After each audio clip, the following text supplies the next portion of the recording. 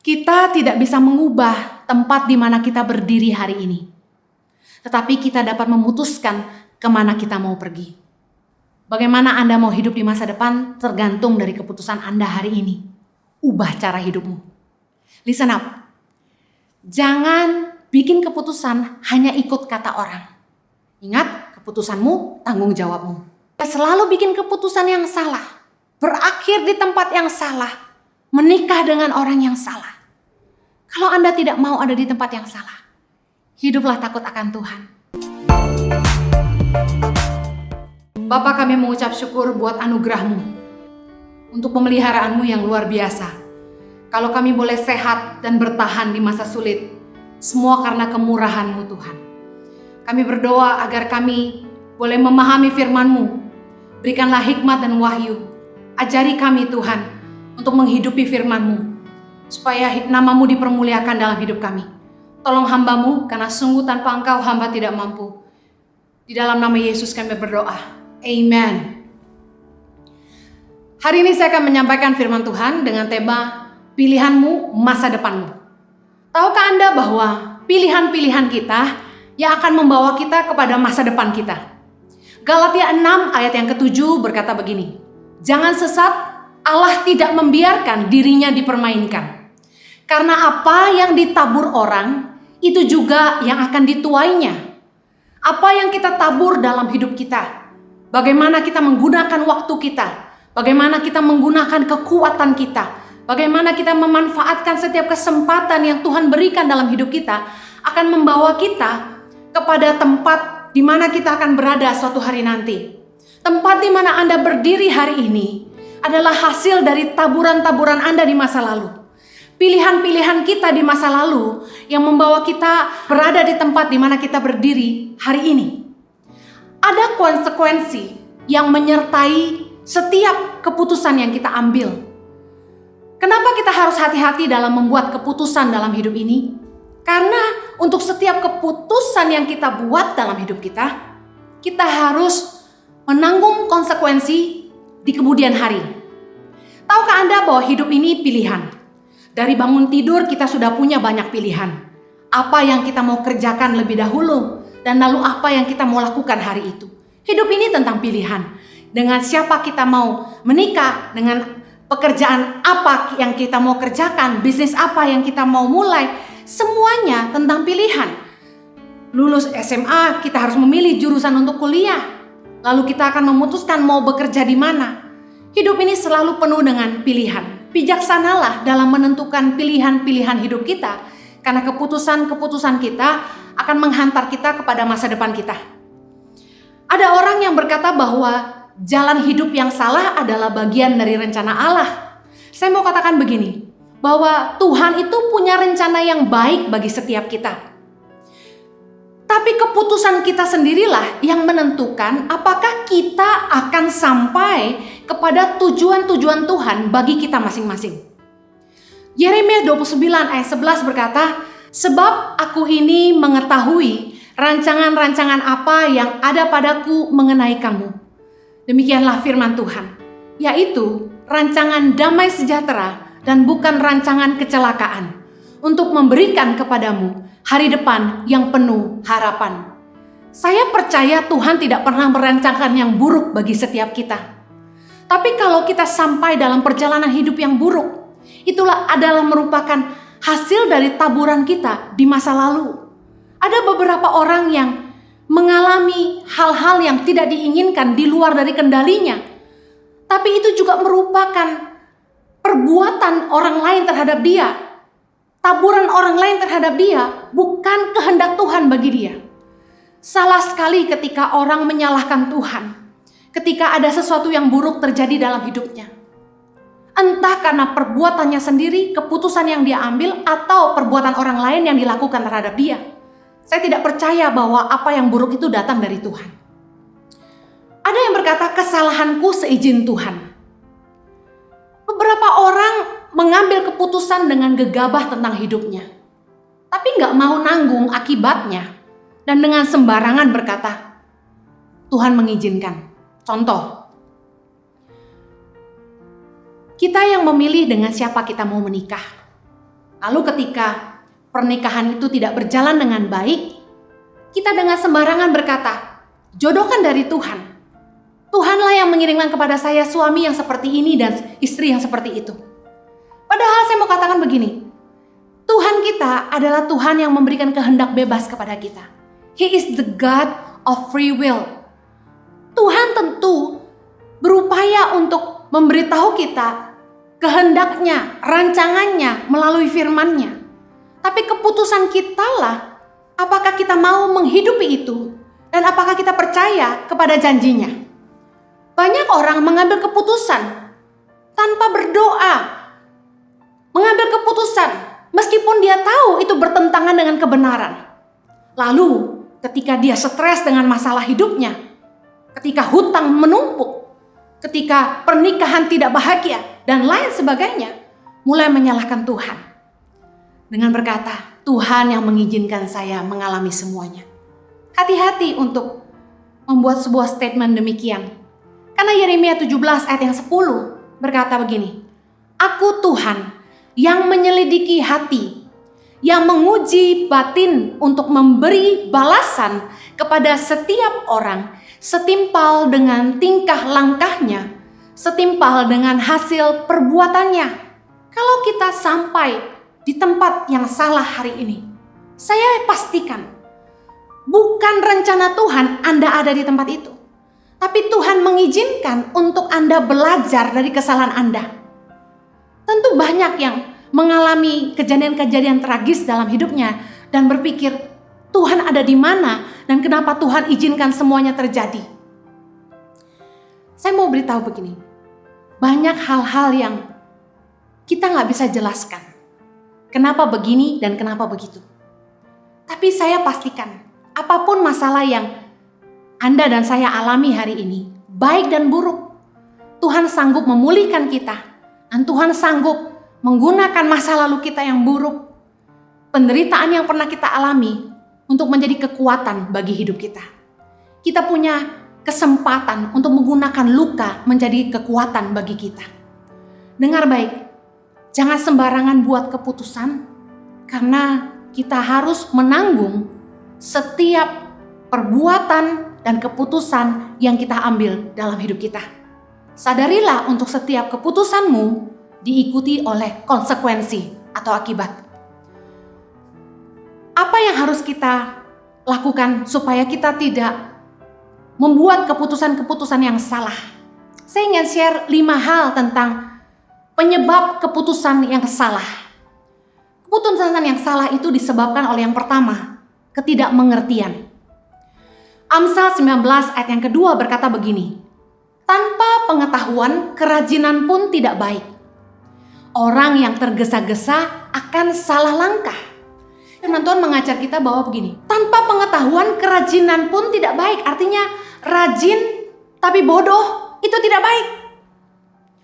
Orang yang bertindak tanpa pengertian, melakukan sesuatu tanpa memahami dahulu. Seperti kebanyakan orang kalau beli alat elektronik, pasti disertai dengan manual book. Tapi kebanyakan orang, seperti saya, malas baca manual book. Dan apa yang kita lakukan? Kita coba-coba pasang dan nyalakan. Sampai mentok gak bisa nyala, baru kita baca manual booknya. Satu hari saya beli air diffuser, yaitu untuk pelembab udara di rumah. Saya lihat di gambarnya ada lampunya. Ketika saya isi air dan saya pencet tombol power, yang keluar cuma asap-asap uap air, tapi lampunya tidak menyala. Saya langsung berpikir, waduh, barangnya rusak. Kemudian saya ingat, saya harus baca manual booknya. Begitu saya buka manual booknya, ternyata tombol power itu harus dipencet 1,5 detik baru menyala lampunya bersama dengan uap airnya. Kalau hanya sekali tekan saja, hanya keluar uap airnya. Seringkali dalam hidup ini kita juga begitu. Kita mengambil keputusan yang salah, bertindak salah karena kita tidak mengerti. Tanpa pengetahuan kerajinan pun tidak baik. Contoh, ada pegawai saya yang rajin sekali. Rajinnya minta ampun. Dia rajin cuci pakaian. Tapi satu masalahnya, sering melunturkan pakaian saya. Kelihatannya rajin, tapi kalau tidak ngerti cara mengerjakan pekerjaannya, hasilnya tidak baik. Percuma rajin nyuci pakaian, tapi kalau luntur semua pakaiannya, saya hanya bisa memaafkan saja. Tapi dengar baik, jangan pernah membuat keputusan, apalagi tindakan, sebelum Anda benar-benar mengerti kebenaran. Sebelum Anda benar-benar memahami apa yang Anda harus lakukan. Sangat disayangkan ketika orang tidak ngerti bahwa pernikahan itu seumur hidup. Bahwa bagaimana orang menghidupi pernikahan itu, konflik-konflik di dalamnya yang dimana mereka harus belajar untuk saling mengerti dan menerima, itu persiapannya tidak mudah. Tapi sayangnya orang lebih fokus kepada persiapan pesta pernikahan yang hanya 1 malam. Sementara orang gak mempersiapkan pernikahan yang sesungguhnya. Anak muda yang masih jomblo kebanyakan pengen cepet-cepet nikah, apalagi sudah angka 3. Kepala 3 itu angka tidak aman bagi para wanita biasanya. Sudah mulai deg-degan, sudah takut kadaluarsa. Tapi dengar baik, ada pepatah berkata, lebih baik telat asal selamat. Lebih baik terlambat asal selamat. Saya yakin waktu Tuhan itu yang terindah. Jangan sembarangan menikah. Karena pernikahan itu seumur hidup. Jangan pernah ngambil keputusan sebelum kita benar-benar mengerti tentang pernikahan dan dengan siapa kita menikah. Saya sama Jojo konseling pranikah, sudah banyak pasangan. Banyak yang kami lihat maksa pengen cepet-cepet nikah. Maaf, akhirnya berakhir tidak bahagia. Dengar baik, tanpa pengetahuan kerajinan pun tidak baik. Ketidakmengertian akan membuat kita mengambil keputusan yang salah. Yang kedua, keputusan yang salah disebabkan oleh tidak memperhitungkan dengan matang. Firman Tuhan berkata, orang yang tergesa-gesa akan salah langkah. Terlalu terburu nafsu, tidak berpikir panjang, tidak dicermati dulu, tidak dikenali dulu baik-baik. Tergesa-gesa akhirnya salah langkah. Apapun yang selalu tergesa-gesa, hasilnya kurang baik. Dengar baik, jangan pernah tergesa-gesa mengambil keputusan. Kalau ada sales yang mendesak Anda mengambil keputusan cepat-cepat untuk beli saat itu juga, Anda patut curiga. Kalau ada orang yang mendesak Anda untuk buru-buru nikah, Anda patut curiga.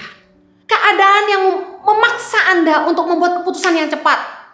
Tentu ada keadaan yang kita tidak bisa hindari. Contoh, anak sakit, kita harus mengambil keputusan cepat. Apa yang harus saya lakukan? Saya teringat waktu saya melahirkan anak kembar saya berusaha melahirkan anak saya secara normal. Tapi sayangnya Chloe Zoe ketika dalam kandungan saya, mereka harus dilahirkan lebih awal, 7,5 bulan prematur. Dan dokter berusaha memberikan induksi sebanyak 2 kali, tapi saya tidak mules-mules. Akhirnya mereka putuskan, tim dokter putuskan untuk memecahkan air ketuban saya. Langsung terasa mules luar biasa. Lalu begitu air ketuban saya pecah, ternyata jantung Chloe detaknya langsung turun. Turun sampai di angka 60 dan dalam hitungan menit saya harus putuskan bahwa saya mau dioperasi sesar atau tetap maksa normal. Dengan catatan akan ada resiko saya akan kehilangan Chloe. Tanpa pikir panjang, hitungan detik saya tanda tangan. Puji Tuhan saya melahirkan di Australia sehingga prosesnya begitu cepat. Saya dalam 5 menit selesai saya tanda tangan, saya sudah dipersiapkan untuk masuk ruang operasi. Dokter, para perawat semuanya begitu sigap. Semua dokter sudah siap. Dalam menit ke-10 saya sudah selesai operasi. Luar biasa cepatnya. Tapi dokter begitu cepat karena jantung Chloe turun menjadi lemah. Saya bersyukur dalam keadaan-keadaan yang begitu mendesak. Tuhan menolong untuk memberi hikmat mengambil keputusan yang tepat. Tapi dalam hal ini firman Tuhan mengajar kita. Selain untuk hal-hal kritikal seperti hidup dan mati, kita tidak boleh tergesa-gesa. Kita harus memperhitungkan dengan matang. Jangan terburu nafsu. Contoh, ada orang-orang yang ingin memulai usaha, terlalu terburu nafsu karena diiming-iming sama teman akan keuntungan yang luar biasa. Fantastis angkanya. Langsung ceroboh, gak berhitung, gak pikir panjang. Jual aset, join bisnis, tanam uang di situ. Apa yang terjadi? Habis semuanya.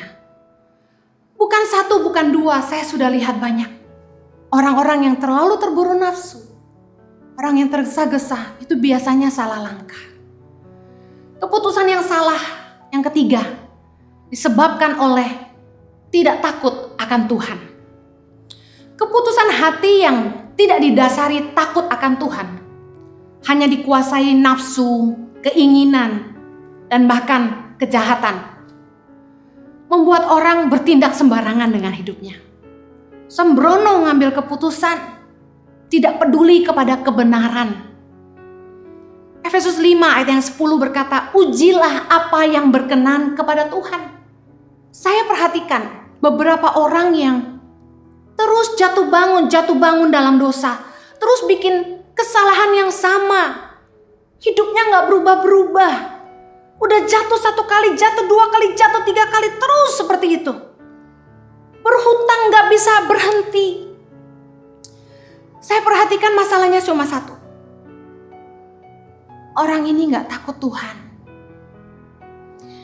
Keputusan hati kita menunjukkan, memperlihatkan apakah kita takut akan Tuhan atau tidak.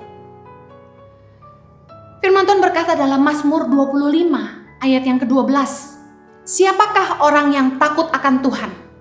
Kepadanya Tuhan menunjukkan jalan yang harus dipilihnya. Orang-orang yang takut akan Tuhan itu akan dibimbing Tuhan di dalam hatinya untuk memilih jalan yang harus dipilihnya. Amsal 8 ayat 13 berkata begini. Takut akan Tuhan ialah membenci kejahatan. Aku benci kepada kesombongan, kecongkakan, tingkah laku yang jahat, dan mulut penuh tipu muslihat. Kalau kita mau tahu apakah kita hidup takut akan Tuhan atau tidak, mari lihat apakah kita benci kejahatan. Apakah sebaliknya kita rajin berbuat jahat sama orang. Yang kedua, apakah kita sombong? Apakah tingkah laku kita congkak? Yang ketiga, apakah tingkah laku kita jahat dan mulut kita sering menipu orang? Orang-orang yang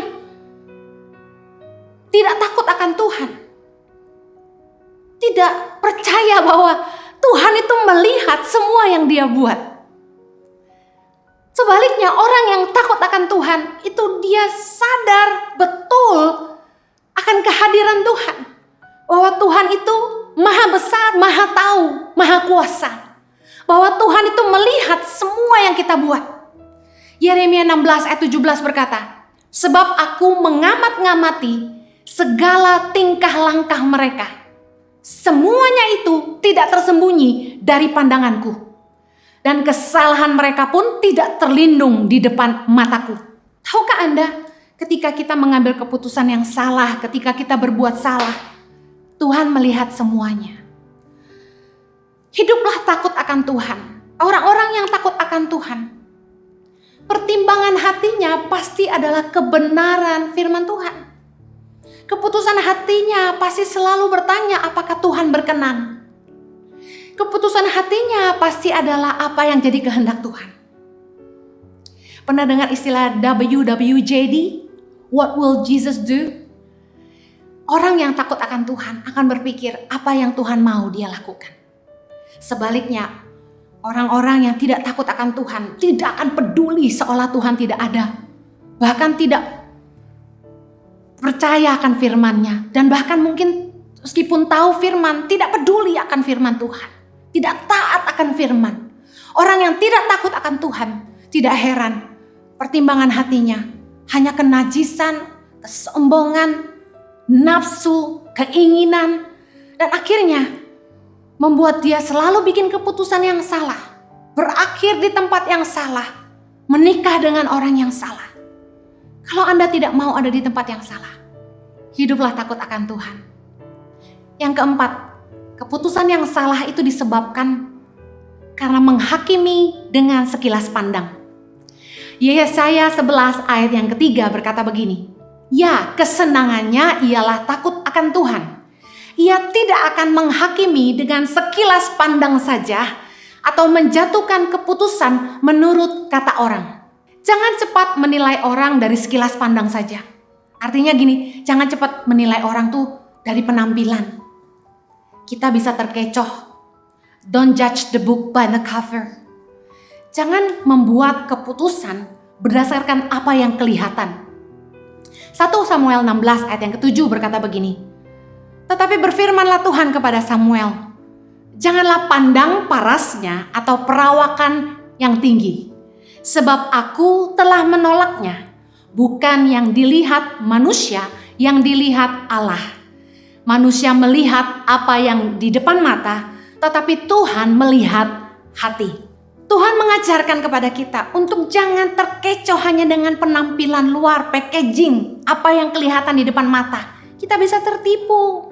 Yang paling penting dari seseorang itu adalah hatinya. Dan bagaimana kita bisa melihat hati seseorang? Hati seseorang itu, kata firman Tuhan, akan meluap dari kata-katanya. Hati seseorang itu akan nyata dalam tindakan-tindakannya. Perhatikan bahwa karakter, sikap hati, attitude itu jauh lebih penting daripada penampilan luar kita.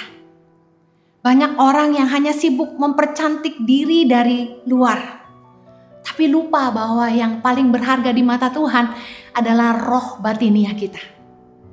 Dengar baik, jangan ngambil keputusan hanya dari sekilas pandang. Penampilan luar seseorang, Anda bisa tertipu. Bukankah seringkali kita berkata, aduh gak nyangka ya orangnya kayak begitu. Gak nyangka ya. Saya pernah punya pengalaman yang luar biasa. Saya kenal dengan seorang wanita yang kalau ngomong tuh lemah lembut abis. Lembutnya luar biasa. Bahkan kelihatan sangat rendah hati. Ya Ci, aduh rendah hati banget. Gak taunya tidak lama kemudian, setelah sekian tahun saya kenal dia, akhirnya suaminya sampaikan ke saya bahwa istrinya begitu mengerikan. Istrinya kasar, pukul dia, bahkan menista mamanya. Sikapnya kasar, omongannya kasar. Hitungan habis. Bahkan pernah waktu satu kali saya mencoba menasehati mereka ketika mereka punya masalah dalam pernikahan. Istrinya marah sama suaminya, maki-maki suaminya karena menceritakan masalahnya ke saya. Dengan baik, bukankah perkataan janji yang kita berikan itu tidak bisa kita tarik kembali? Contohnya perjanjian bisnis, kerjasama, pernikahan. Harusnya janji itu harus dipegang. Hati-hati mengikat janji dengan siapapun. Membangun kerjasama, apalagi sampai menikah dengan orang yang Anda tidak benar-benar kenal dia siapa. Jangan terkecoh sama penampilan luar, karena akan menjadi jebakan bagi Anda dan akan membuat hidup Anda sengsara. Yang terakhir, keputusan yang salah itu disebabkan oleh menjatuhkan keputusan menurut kata orang, kata firman Tuhan. Yesaya 11 ayat 3 tadi bilang menjatuhkan keputusan menurut kata orang. Listen, don't be a man pleaser. Jangan jadi orang yang hanya mau nyenengin orang lain. Jangan ikut-ikutan kata orang. Misal contoh Anda mau beli pakaian. Anda bilang Anda suka warna biru, tapi temanmu bilang gini, kamu lebih cocok warna merah. Anda sebenarnya lebih suka warna biru, tapi karena Teman-temanmu berkata warna merah lebih cocok, Anda beli warna merah. Itu baru soal baju. Anda beli, Anda bisa tidak pakai, Anda bisa kasih orang lain. Tapi bagaimana dengan pernikahan? Teman-temanmu bilang gini, kasihan dia. Dia baik loh. Dia cinta loh sama kamu, dia sabar nungguin kamu. Nunggu apa lagi? Dia kaya loh, ganteng loh. Listen up. Jangan bikin keputusan hanya ikut kata orang. Ingat, keputusanmu tanggung jawabmu. Galatia 1 ayat 10 berkata begini. Jadi bagaimanakah sekarang? Adakah ku cari kesukaan manusia atau kesukaan Allah? Adakah ku coba berkenan kepada manusia? Sekiranya aku masih mencoba berkenan kepada manusia, maka aku bukanlah hamba Kristus. Dalam mengambil keputusan dalam hidup kita, jangan bikin keputusan hanya untuk nyenengin orang banyak. Bikin keputusan yang benar, yang sesuai dengan kebenaran firman Tuhan. Sekalipun mungkin orang banyak gak setuju sama kamu, tapi dengar baik. Jangan takut sama orang, karena firman Tuhan berkata takut sama orang itu jerat. Takutlah akan Tuhan. Setiap kita harus bertanggung jawab atas keputusan yang kita ambil dan setiap langkah yang kita buat. Jangan menyalahkan orang lain atas nasihat mereka, karena kuasa untuk memutuskan ada di tangan kita. Jangan beri telingamu kepada orang-orang yang salah. Orang bisa bilang apa saja, tapi dengar baik. Kita yang harus bertanggung jawab akan keputusan kita. Jangan sampai kita meminta nasihat dari orang-orang yang salah. Mazmur 1 ayat 1 berkata begini. Berbahagialah orang yang tidak berjalan menurut nasihat orang fasik, yang tidak berdiri di jalan orang berdosa, dan yang tidak duduk dalam kumpulan pencemooh. Mengapa orang selalu mengambil keputusan yang salah? Ada 3 hal. Yang pertama, lingkungan pergaulan tidak pernah berubah. Yang kedua, sudut pandang tidak berubah. Yang ketiga, cara hidup tidak berubah. Kalau Anda mau memperbaiki hidupmu dan tidak bikin salah terus, dengar baik. Berdoalah supaya Tuhan memulihkan hidupmu. Dengan siapa kita bergaul akan menentukan cara pandang kita. Bijaksanalah memilih teman dan siapa yang kita dengar. Amsal 13 ayat 20 berkata, siapa bergaul dengan orang bijak menjadi bijak, tapi siapa berteman dengan orang bebal menjadi malang. Your friends determine your future. Teman-temanmu menentukan masa depanmu. Bagaimana supaya Tuhan memulihkan hidup kita? Dengar baik. Kalau kita mau hidup kita berubah, cara hidup kita harus berubah. Roma 12 ayat 2 berkata, janganlah kamu menjadi serupa dengan dunia ini, tapi berubahlah oleh pembaharuan budimu, sehingga kamu dapat membedakan manakah kehendak Allah, apa yang baik, yang berkenan kepada Allah, dan yang sempurna. Kita tidak bisa mengubah tempat di mana kita berdiri hari ini. Tetapi kita dapat memutuskan kemana kita mau pergi. Bagaimana Anda mau hidup di masa depan tergantung dari keputusan Anda hari ini. Ubah cara hidupmu. Yang terakhir, kalau Anda ingin Tuhan memulihkan hidupmu, rendahkan diri. Cari Tuhan sungguh-sungguh dan bertobat dari segala dosa-dosamu. 2 Tawari 7 ayat 14 berkata, dan umatku yang atasnya namaku disebut merendahkan diri, berdoa mencari wajahku, lalu berbalik dari jalan-jalannya yang jahat, maka aku akan mendengar dari sorga dan mengampuni dosa mereka, serta memulihkan negeri mereka. Tuhan kita pemurah.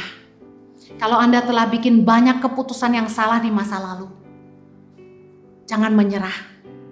Karena Tuhan tidak pernah menyerah sama hidupmu. Tuhan sanggup pulihkanmu. Asalkan Anda mau sungguh-sungguh mencari Tuhan, berbalik kepada Tuhan, dan bertobat sungguh-sungguh dari segala dosa-dosamu. Saya percaya Tuhan pasti akan memulihkan hidupmu. Mari kita berdoa. Kasih karunia-Mu kiranya menolong kami, supaya kami selalu hidup di jalan-jalan-Mu. Biarlah kiranya pertimbangan hati kami selalu kebenaran firman-Mu dan takut akan Engkau. Tolong Tuhan, supaya kami tidak buat keputusan yang keliru dan kami tidak terus hidup di masa lalu. Tolong Tuhan supaya kami boleh keluar dari dosa-dosa kami, boleh menang dari cara-cara hidup kami yang lama, dan kami boleh menghidupi rencana-Mu yang sempurna bagi setiap kami. Mampukan kami Tuhan, di dalam nama Yesus kami berdoa.